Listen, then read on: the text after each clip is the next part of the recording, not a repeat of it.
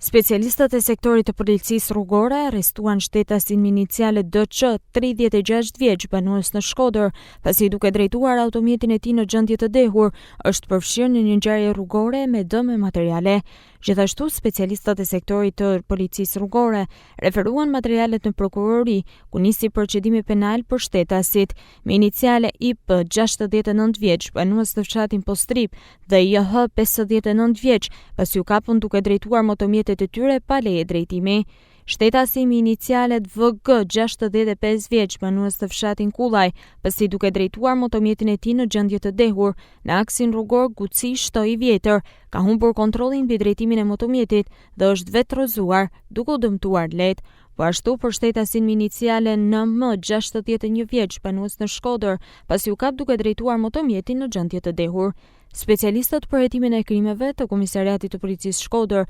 referuan materialen të prokurori për vlerësim, pasi shtetësja me iniciale GC, 31 vjeçe, me probleme të shëndetit mendor, ka pirë një sasi ilaçesh dhe ndodhet në spital jashtë rrezikut për jetën. Po ashtu, specialistët për hetimin e krimeve të Komisariatit të Policisë Malësie e Madhe referuan materialet në prokurori, ku nisi procedimi penal për shtetasit me iniciale FT, 43 vjeç, NT, 40 vjeç dhe MT, 45 vjeç, të tre banues në fshatin Reqiri, pasi shtetësia me iniciale MQ, 60 vjeçe, banuese në fshatin Reqiri, ka bërë kallëzim se këto tre shtetas nuk e kanë lejuar të bëjë rrethimin e pronës së saj në fshatin Razëm, por të cilën janë në konflikt pronësie. Specialistët për hetimin e krimeve të stacionit të policisë Fusharës referuan materialet në prokurori për njoftim mbi faktin, pasi dje shtetasi me iniciale GS, 58 vjeç, banues në qytetin Fusharës, ka bërë kallëzim se vëllai i tij, shtetasi me iniciale HS, 61 vjeç,